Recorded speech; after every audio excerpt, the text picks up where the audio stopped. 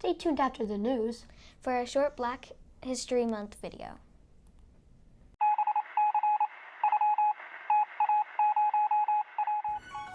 Welcome to Eagle News 7, keeping you up to date at what's happening at Seven Oaks Elementary. Please stand for the pledge.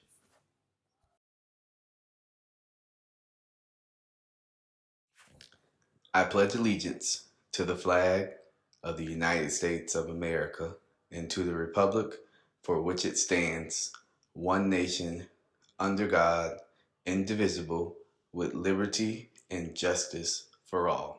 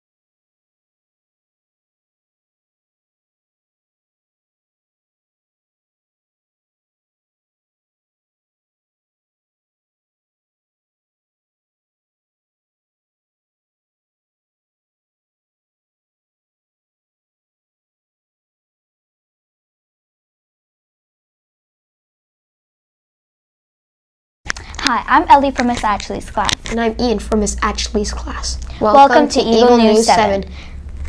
Today is Wednesday, February 8th. Please enjoy your morning meeting discussing why listening is an important part of showing empathy. This morning was the meet and have coffee with our new assistant principal, Mrs. Cabrera, at 8:30 a.m. For parents and students, we are so happy to see all of you here.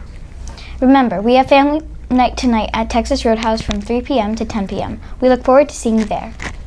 Talent show auditions for students will be tomorrow after school in the cafeteria from 3:40 to 4:40. Please come prepared to perform your act. Pencil cribs are being sold by the 5th grade for Valentine's Day. They will be on sale for $1 until next Monday before school at the front gate. There is a heart note with a pencil attached. Tomorrow is Crossing Guard Day. If you are a walker or biker, make sure to tell the crossing guards thank you. We're also having a Valentine's Day dance this Friday. The kindergarten through 2nd grade dance is from 5:15 until 6 p.m. The 3rd grade dance through 5th grade dance is from 6:30 to 7:15. Parents must be present. The Eagle random fact of the day is you can't smell anything when you are asleep. The Eagle News joke of the day is, what did the nose say to the finger? Stop picking on me.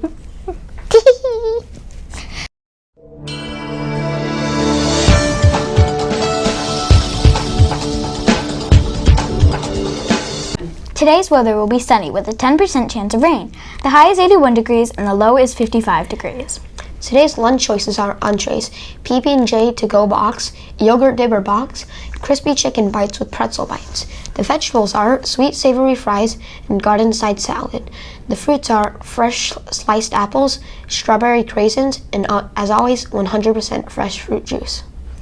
Thanks for watching. We will see you tomorrow. And remember, soar like an eagle. One thing I like to do every week is read my favorite comic books.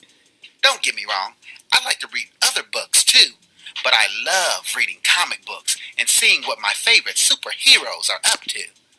But what about you? Do you like reading comic books? Maybe you like playing video games and you have to read what is on the screen to pass on to the next level. No, maybe you like going on the internet and playing games or talking with people. Well, whether you know it or not, you're reading. But what if you weren't allowed to read? I know that sounds like a silly question, but what if it were against the law for you to read? Well, in American history during slavery, African Americans were not allowed to read. It was against the law for slaves to read, or even have someone teach them how to read. This is where the next person in African American history I want to talk about stood up as a leader and an abolitionist. An abolitionist is someone who wanted slavery to be stopped, and they spoke out against people who used African Americans as slaves. Right now, that person I want to talk to you about is one of the most famous African American abolitionists by the name of Frederick Douglass. Known as the most recognized African American leader before the Civil War, Frederick Douglass was born a slave. He never knew his father and was separated from his mother earlier in life. This is where, as a slave, he moved from plantation to plantation until one slave owner's wife helped him learn the basics of reading. Now, like I said before, at that time, teaching slaves to read was against the law, and when her husband found out, he stopped her from teaching Frederick. Although he didn't have a teacher, Frederick was still smart. Frederick wouldn't be stopped in growing and learning how to read. He watched other white children who learned in school and taught himself how to read later. This got him into trouble because he also taught other slaves to read. When his master found out, he would beat Frederick because he did not want other slaves to learn reading like Frederick did. Frederick eventually stood up to the beatings and one day borrowed the papers of a free sailor and escaped to the North. When he arrived in the North, he found other people who were against slavery too. Like I talked about in the beginning, these people were called abolitionists. Frederick was really good at talking and speaking in front of people, and when he told the abolitionists about how he was treated as a slave, Frederick impressed them.